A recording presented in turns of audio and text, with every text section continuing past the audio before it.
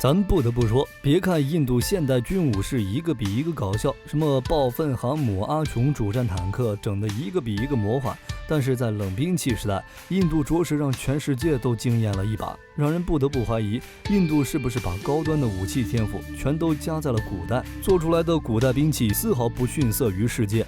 其中印度虎爪简直强得不行。那么印度虎爪到底是个什么东西？它到底有多强呢？印度别看老干点搞笑的事儿，人家在冷兵器方面还真的挺有天赋。在当时，由于一直受到其他文化入侵，导致他们产生了多元化文化，也使印度的冷兵器种类非常多。所以，印度在制造过程中吸取了大量西方的经验和需求，按照实际的作战需求和社会需求制作而成了多种武器，并且个个十分凶悍。印度虎爪就是其中的代表作之一。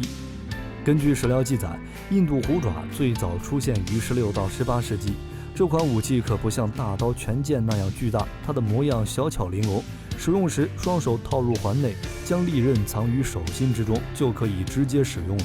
由于这玩意儿实在是太小了，藏起来还真不容易看见，所以总是给人一种人畜无害的感觉。不过可千万别被这表象迷惑了，别看这玩意儿小，破坏力实在是恐怖。它的数道利刃真的就如同老虎的爪子一般，被它碰一下，立刻就是数道血口。轻便的设计在近距离作战中有着非常大的优势，很容易就能给敌人造成伤害。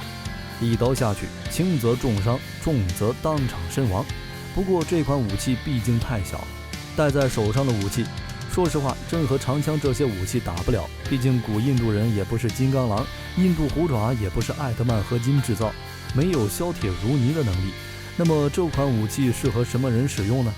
其实无论是古代还是现代，只要有江湖就有少不了打打杀杀，什么刺客杀手都是一群为了钱而卖命的亡命徒。这些人别看目的实在是太俗气，为了钱，但人家还真的就有一套高超的暗杀技巧，在武器的选择上那更是小而精悍。印度虎爪的优势在这一行业中体现得淋漓尽致。在执行暗杀命令时，这些杀手往往会选择虎爪为主要作战工具，体积小，好隐藏，不容易暴露杀手意图。同时，虎爪的破坏力实在是太强，在近距离短兵相接的情况下，虎爪挥舞的方式要比拿着匕首更舒适。就算是不懂武术的人，也分分钟化身鹰爪门掌门，胡乱划拉划拉也能弄死敌人。所以这款武器对于长期执行暗杀任务的人来说，简单粗暴，便宜皮实，只要998，杀人利器带回家，简直是为刺杀量身定做的不二之选。买了或许不赚，但不买一定血亏的存在。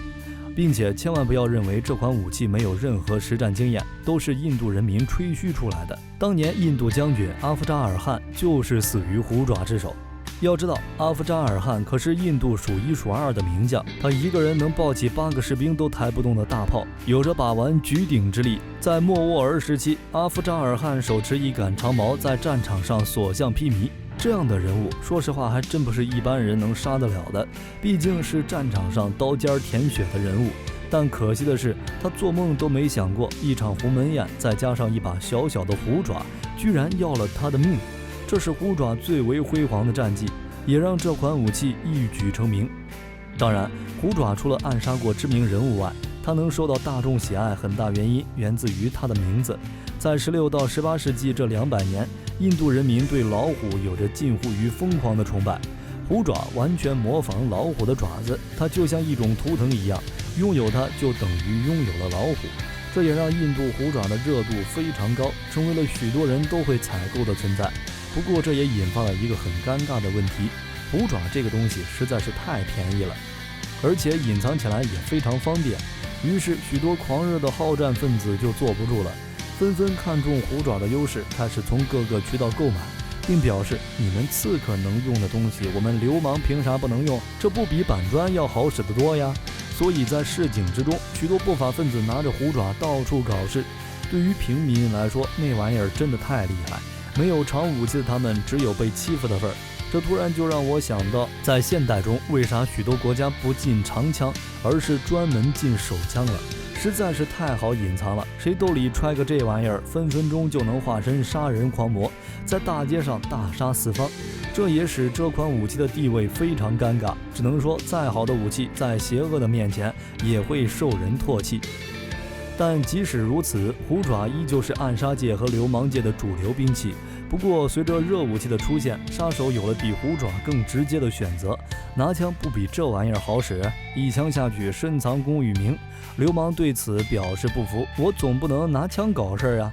不过随着各类格斗武器的出现，代替虎爪的武器也随之出现，例如纸虎，因此印度虎爪也逐渐淡出了历史的洪流，在平民身边，纸虎替换虎爪成为了斗殴神器。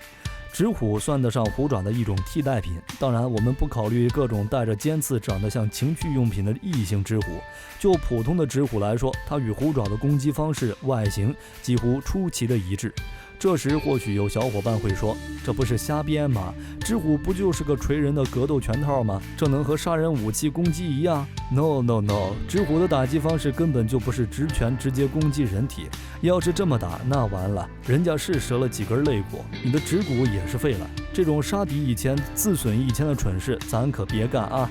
实际上纸虎的打击方式也是以刮血为主，弧线连打带刮的攻击方式，一拳就能撕开一道口子，这和虎爪有着异曲同工之妙，不过威力却比虎爪小了非常多，所以纸虎只能是流氓在有限战争中使用，并且不具备一锤定音的效果。更有趣的是，纸虎这玩意儿如果真打起架来，对标的根本就不是什么菜刀棍棒，而是纯纯的肉拳头。对，你没有想错，就是这种非常不要脸的打法，以100%的暴击率，嘎嘎打一场不对称斗殴。要是对方抄起棍子什么的，纸虎就只能是挨打的份儿。不得不说，纸虎着实是给虎爪丢人了。不过也正是因为这样的原因，纸虎完整的保留了下来，并且我们在许多地方都能看到纸虎的身影，因为它对社会的危害性要小得很多。当然，这并不是虎爪的错，毕竟武器在研发之前，谁也没有想过会有如此大的危害。出于正当防卫或是以正义为目的，那么多残忍的武器都不为过。但如果是不正当的侵略，不管你打着多么美好的旗号，都是非法的。揭开历史面纱，探寻神秘冷兵器。本期的分享到了这里就结束了，喜欢冷兵器的朋友可以点个关注，下期和您分享更精彩的内容。我们下期内容再见。